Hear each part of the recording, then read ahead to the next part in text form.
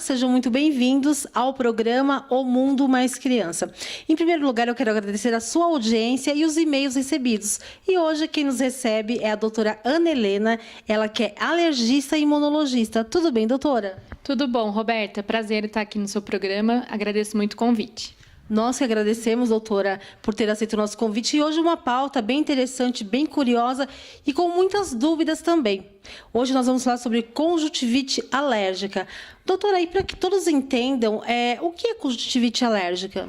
Então, a conjuntivite alérgica ela é uma inflamação causada pelo contato de uma substância que a gente chama de alérgeno com a nossa conjuntiva, que é a membrana fina que reveste o olho e a pálpebra. Os principais sintomas que os pacientes com conjuntivite referem são a coceira, o lacrimejamento e a vermelhidão ocular, sendo que alguns deles também falam de inchaço nas pálpebras e a fotofobia, que é a sensibilidade à luz. Doutora, quais são as principais causas? As principais causas da conjuntivite são os aeroalérgenos, que são os ácaros da poeira doméstica, os epitélios dos animais domésticos, o cão, o gato, a barata também influencia nesse processo. E em algumas regiões do país, aqui em São Paulo menos, mas os pólens das plantas. E agora com a chegada da primavera, né, doutora? Sim, os pacientes sofrem um pouquinho mais nessa época de polinização.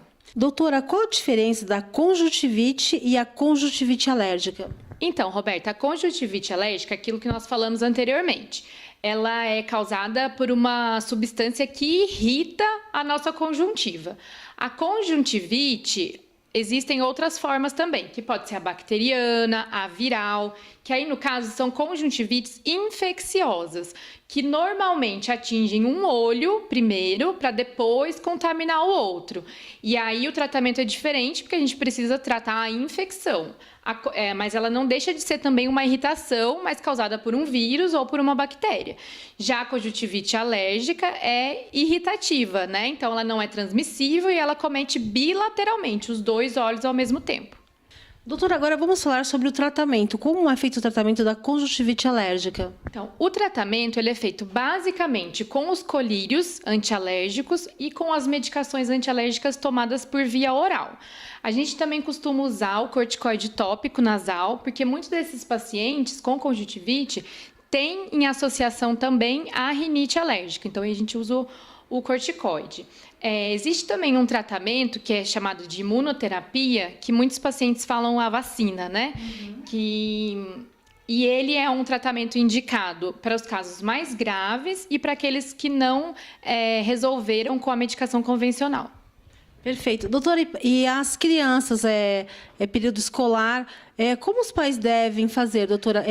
Eles vão mandar as crianças para a escola? É melhor não mandar por conta do contágio? Como é que pode fazer?